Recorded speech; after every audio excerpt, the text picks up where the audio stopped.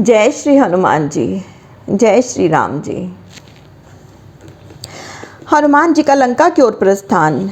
हनुमान जी ने अपने आकार को बढ़ाते हुए दोनों भुजाएं कंधों से ऊपर उठाकर कहा, मित्रों, मैं पृथ्वी को चीर देने और आकाश को फाड़ देने में समर्थ हूँ।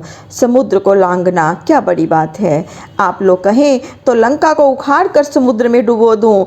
जिस त्रिकूट पर्वत पर वह स्थित है, मुष्टि प्रहारों से उसे चूर्ण कर डालूं। रावण को कुल सहित उसकी नगरी में ही जलाकर भस्म कर दूं, या केवल माता को सांत्वना देकर ही लौट आऊं। प्रभु की कृपा से मुझे कुछ भी कर पाना असंभव नहीं है।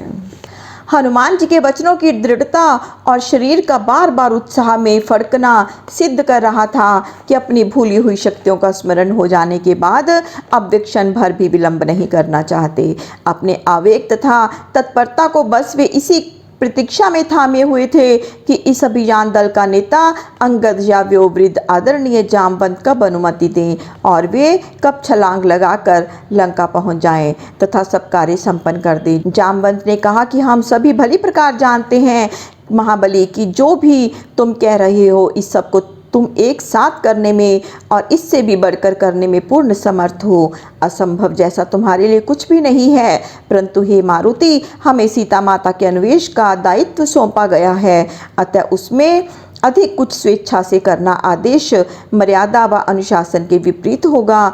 इसीलिए अभी तुम केवल प्रभु के दूत के रूप में जाओ और माता जानकी को खोज कर उनके दर्शन करके श्री राम का सांत्वना संदेश उनको देकर शीघ्र वापस लौट आओ। प्रभु बाद में सब समाचार मिल जाने पर जैसी आज्ञा देंगे वैसा ही किया जाएगा। शक्ति और ऊर्जा पर नियंत्रण व संयम एक योद्धा के लिए अत्यावश्यक है। समर्थ होते हुए भी अति उत्साह, अधीरता, आयोजनाबद्ध क्रियान्वयन तथा मनमाने आचरण से कभी कभी पूरी सेना के प्राण संकट में पड़ जाते हैं या सेनापति की योजना ध्वस्त हो जाने से भारी क्षति हो सकती है।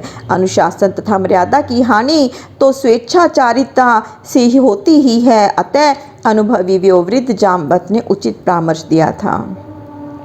आज्ञाकारी सेवक को स्वामी द्वारा सौंपे गए उत्तरदायित्व को ही पूरा करना चाहिए। युद्ध जैसे महत्वपूर्ण विषय में तो स्वयं ही उस सौंपे गए कार्य के अतिरिक्त अन्य किसी महत्वपूर्ण कार्य को स्वयं ही नहीं कर देना चाहिए। उसका निर्णय स्वामी को ही लेना उचित होता है।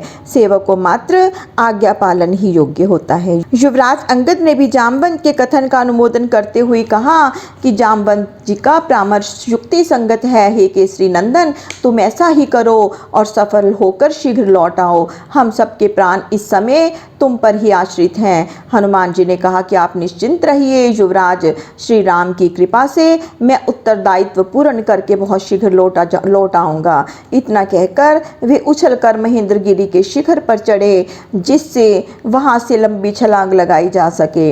अपने शरीर को इतना और भी विशाल करके हुंकार भरते हुए शरीर को एक पैर पर तोला, दोनों हाथ हवा में फैलाए, श्री राम का जय घोष करते हुए दूसरा पैर पर्वत पर मारकर जोर से उछले तो उनके चरण के आघात से पर्वत बहुत कुछ नीचे धंस गया और शिखर से पाषाण खंड टूटकर दूर दूर तक उछले। सब वानरों ने भी रामचंद्र की जय, पवन सुत्र हनुमान की जय कहते हुए उनको विदाई दी।